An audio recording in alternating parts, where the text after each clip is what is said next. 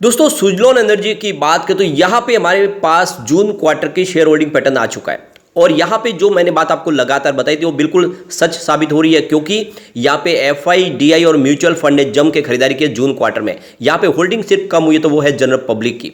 अब आप ये देख ही सकते हो कि जिस तरह से बड़े फंड हाउस जम के खरीदारी करे, यह स्टॉक कमाल करेगा। कल बाजार में बहुत जबरदस्त गिरावट हुई थी, उसके बावजूद भी सुजलॉन एनर्जी के स्टॉक में अपर सर्किट लगा और आने वाले समय में ऐसे ही तेजी और जारी रह सकती है। कुछ लोग हैं जो कह रहे हैं कि आपने तो हमें पहले ही इसमें से बाहर निकलवा दिया। मैंने कब कहा कि इसमें से आपको निकल जाना? मैंने तो आपको लगातार इसमें खरीदारी की सलाह दी हुई है। आप अगर अच्छे से वीडियो देखेंगे तो मैंने कभी भी इसमें से निकलने की बात तो कही ही नहीं है। सिर्फ ये उनके लिए है जो शॉर्ट टर्म इन्वेस्टर होते हैं, और शॉर्ट टर्म इन्वेस्टर के लिए तो प्रॉफिट बुक करना ही चाहिए, लेकिन लॉन्ग टर्म इन्वेस्टर के लिए तो ये बहुत बड़ी गोल्डन अपॉर्चुनिटी है। इसमें निवेश का मौका था। 6 रुपये के आसपास भी खरीदारी की सलाह दी और 2 रुपये था तब भी बोला, और जब ये स्टॉक 8 रुपये के आसपास बहुत समय तक पड़ा रहा तब भी मैंने कहा कि खरीदारी कीजिए। मैंने इसमें से कभी भी आपको निकलने की सलाह तो दी नहीं है, और आप अगर रेगुलर मेरे वीडियो देख रहे होंगे 2-3-4 साल से तो आपको पता ही होगा ये तो मेरा बेस्ट पिक है। लेकिन जो short term mid term investor होते हैं उनको समय समय पे प्रॉफिट बुक करना ही चाहिए, क्योंकि स्टॉक एक तरफा कभी भी दौड़ता नहीं है। और इसीलिए मैं कहता हूँ, इसका मतलब ये नहीं है कि आप भी अगर लॉन्ग टर्म के हिसाब से निवेश की ओर निकल गए तो इसमें मेरी गलती नहीं है, क्योंकि मैंने आपको हमेशा यही बोला कि लॉन्ग टर्म इन्वेस्टर बने रहे। इसका टारगेट तो मैंने 1000 तक का दिया हुआ है, निकट भविष्य में 1000 तक जाने वाला है, तो क्यों डर रहे हो? तो यहाँ पे उस शेयर होल्डिंग पैटर्न को डिस्कस करेंगे। जिस तरह से यहाँ पे बड़े फंड हाउस खरीदारी शुरू कर चुके, क्या आने वाले समय स्टॉक और तेजी से जाएगा या फिर एक बार अब गिरावट होगी? लेकिन फ्रेंड, उससे पहले अगर आप पहली बार हमारे चैनल पे आए तो चैनल को सब्सक्राइब कर दीजिए, एक बेल आइकॉन दबा दीजिए ताकि जब भी नया वीडियो बने पहला नोटिफिकेशन आपको मिले। वीडियो पसंद आए तो लाइक शेयर जरूर कीजिए। चलो फ्रेंड्स, वीडियो स्टार्ट करते हैं। मैं हूँ आपका दोस्त एसपी दवे और हमारे अपने चैनल ऑनलाइन कमाई में आपका बहुत बहुत स्वागत है। सबसे पहले अगर हम बाजार की बात करें कल की, तो बीएसई सेंसेक्स 66,684 के स्तर पर क्लोजिंग थी, जहां पे 887 पॉइंट की भारी गिरावट हुई, यानी 1.31% गिरा बीएसई सेंसेक्स। आप ये देख सकते हो कि जो बड़ी गिरावट इसके पीछे वजह है प्रॉफिट बुकिंग, और वो भी एफआई की तरफ से। एफआई ने जम के प्रॉफिट बुकिंग की है, यानी जो एफआई लगातार बायर बने होते बाजार में पिछले 2-3 महीनों से, उन्होंने अपनी प्रॉफिट बुकिंग कर ली, क्योंकि बाजार ऑल टाइम हाई पे चला गया और ऐसे में प्रॉफिट बुकिंग तो लाजमी है, और उन्होंने अपनी प्रॉफिट बुकिंग कर ली और इसी ने बाजार को गिराया। अब यहाँ पे देख सकते हो आंकड़े, वो लगातार बायर होने थे। सिर्फ उन्होंने 12 जुलाई को एक बार प्रॉफिट बुकिंग की थी, उसके बाद में आप देख सकते हो कि कल उन्होंने 10,020 रुपीज़ का नया इन्वेस्टमेंट किया, लेकिन सामने देख सकते हो कि 12,019 रुपीज़ की उन्होंने बिकवाली की।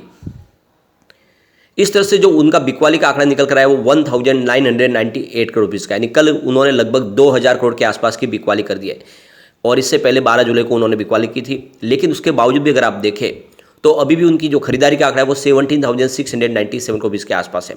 तो अभी हमें 2 दिन और ट्रेडिंग सेशन में देखना होगा कि क्या वो लगातार बिकवाली करे, तब तो समझ में आएगा कि एफआई बाजार में बिकवाल बन चुके, या फिर अगर फिर से उनकी खरीदारी शुरू हुई तो फिर ये एक लंबे तेजी और आगे देखने को मिल सकते हैं। और इसीलिए एफआई का रुझान हमें देखना होगा आने वाले 2-3 ट्रेडिंग सेशन में। कल एक अच्छी खबर ये रही कि इस गिरावट के माहौल में डीआई ने जम के खरीदारी कर ली है। आप ये देख सकते हो कि कल 10,530 रुपीज़ का नया इन्वेस्टमेंट किया है डीआई ने, सामने 9,241 रुपीज़ की बिकवाली हुई है। तो उनका जो खरीदारी का आंकड़ा निकल के आ रहा है वो 1,290 रुपीज़ का है। अगर ये डीआई कल बाजार में बायर नहीं बने होते तो कल बाजार में बहुत ज़बरदस्त गिरावट और हो सकती थी, लेकिन बाजार में को जो सपोर्ट मिला वो डीआई की तरफ से मिला है। और देख सकते हो कि वो लगातार बिकवाल है। अभी तक उन्होंने 8,906 रुपीज़ की बिकवाली कर दी इस महीने में, लेकिन अच्छी खासी खरीदारी भी हुई है। सुजलॉन की बात करें तो आप देख सकते हो कि 19.60 पर स्टॉक ने 5% का अपर सर्किट लगाया और सुबह सुबह ही सर्किट लग गया। काफ़ी अच्छी खरीदारी हुई, और देख सकते हो कि ऑलरेडी हम कल के वीडियो में हमने डिस्कस भी किया किस तरह से बड़ी बड़ी डील हुई है। यहाँ पे देख सकते हो कि ये स्टॉक 1 रुपये के आसपास था 2020 में। उस हिसाब से देख सकते हो कि कितना जबरदस्त रिटर्न स्टॉक ने दे दिया, लोगों को इसने मालामाल कर दिया। अब यहाँ पे सिर्फ 1 ईयर की भी बात करें तो स्टॉक ने 220% का बम्पर रिटर्न दिया है। स्टॉक 5 रुपीज़ के आसपास था साल भर पहले। सिर्फ 6 मंथ की बात करें स्टॉक ने 101% का बम्पर रिटर्न दिया, यानी पैसे आपके डबल कर लिए है सिर्फ 1 महीने के अंदर। यहाँ पे अगर हम 1 मंथ की भी बात करें तो 44% का बम्पर रिटर्न दिया स्टॉक ने। कहीं कोई गिरावट नहीं है, लगातार तेजी का माहौल बना हुआ है। सिर्फ 5 डेज में भी 7.69% की तेजी बनी है, यानी स्टॉक ने बहुत जबरदस्त रिटर्न दिया। अब यहाँ पे देख सकते हो कि जो बड़े इन्वेस्टर है मुकुल अग्रवाल, उन्होंने 1.4% की स्टेक ली है सुजलॉन में, और इसी वजह से तेजी का वातावरण बनना शुरू भी हुआ। ये बड़े इन्वेस्टर है। मुकुल अग्रवाल की बात करें तो इन्होंने सुजलॉन में जून क्वार्टर के दौरान 1.04% की स्टेक ली है। मुकुल अग्रवाल की बात करिए, एक बड़े इन्वेस्टर इंडिया के, इनका अगर आप पोर्टफोलियो देखें तो 3,824.4 करोड़ रुपीज़ का पोर्टफोलियो, यानी बहुत बड़े इंडिया के टॉप 10 इन्वेस्टर में से गिने जाते हैं। और आप ये देख सकते हो कि अगर बड़े इन्वेस्टर जम के खरीदारी सुजलॉन में कर रहे हैं इस लेवल पे, तो आप समझ सकते हो ये स्टॉक आने वाले समय और तेजी से बढ़ेगा, क्योंकि ये तो बहुत बड़े इन्वेस्टर है जो मार्केट को समझ के, उसकी नब्ज को समझ के निवेश करते हैं। तो यहाँ पे उनका इन्वेस्टमेंट ये साबित कर रहा है कि स्टॉक आने वाले समय बहुत ज़्यादा कमाल कर सकता है। अब शेयर होल्डिंग पैटर्न की तरफ चले तो आप देख सकते हो कि प्रमोटर की होल्डिंग यहाँ पे जून क्वार्टर के दौरान अनचेंज है, 14.50% के पास ही है। एफआई ने अपनी होल्डिंग को बढ़ा दिया है, देख सकते हो कि 7.64% की होल्डिंग थी मार्च क्वार्टर में, जो बढ़ के 7.79% हो चुकी है। एफआई की संख्या भी बढ़ चुकी है, पहले 150 थे, अब वो 165 हो चुके, तो एफआई ने जम के खरीदारी की है।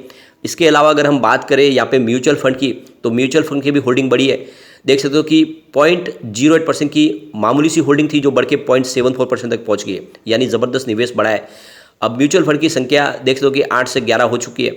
इंस्टीट्यूशनल इन्वेस्टर ने भी अपनी होल्डिंग को बढ़ा दिया है, 13.20% थी, उसको बढ़ा के 13.72% कर लिया। तो यहाँ पे आप देख सकते हो क्लियरली कि एफआई, म्यूचुअल फंड और साथ में डीआई सब ने जम के खरीदारी की है।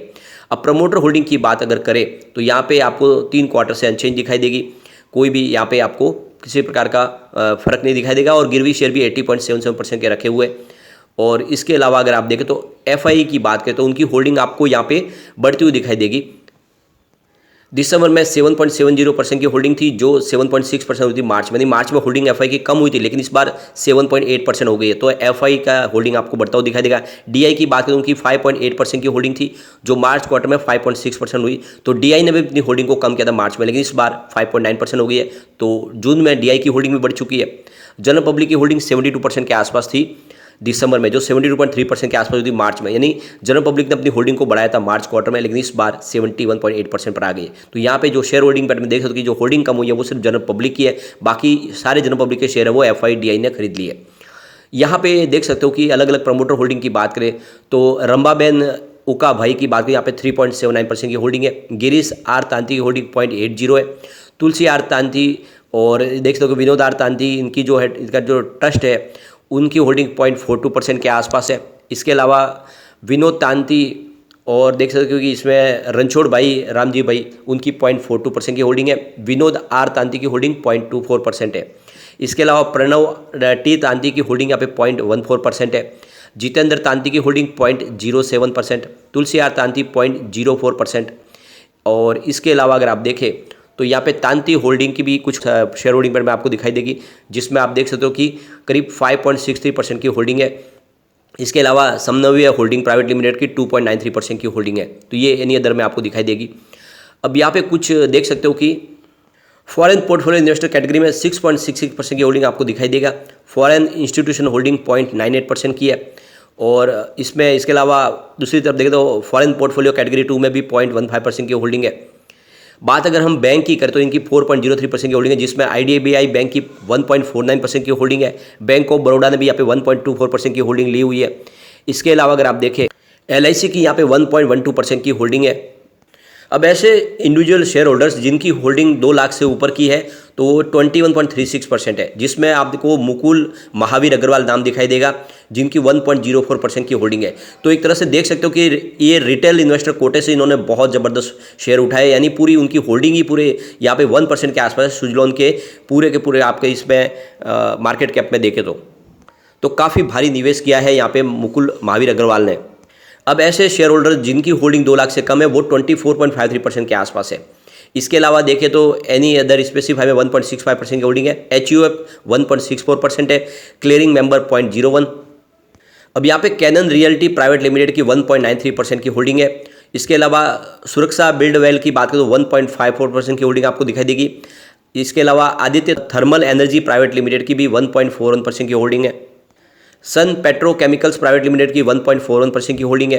इसके अलावा यहाँ पे विभा संघवी सन पेट्रोकेमिकल्स जो संघवी ग्रुप से संबंधित है उनकी भी 1.41% की होल्डिंग है। इसके अलावा नियो स्टार डेवलपर की 1.19% की होल्डिंग है। रियल गोल्ड डेवलपर्स की भी 1.19% की होल्डिंग है। तो ये सब होल्डिंग अगर आप देखें तो ये सन फार्मा ग्रुप से संबंधित है। इसके अलावा देखें तो Amrik Singh and sons crane की 1.16% की होल्डिंग है, लगातार वो इन्वेस्टर बने हुए। आदित्य मीडिया सेल्स की भी 1.12% की होल्डिंग है। पावर फाइनेंस कॉर्पोरेशन लिमिटेड की 1.07% की होल्डिंग है। एनआरआई की होल्डिंग यहाँ पे 1.41% है। फॉरेन कंपनीज होल्डिंग 4.32% की है। बालग्रेव इन्वेस्टमेंट फंड की भी 4.32% की होल्डिंग है जो फॉरेन कंपनी है।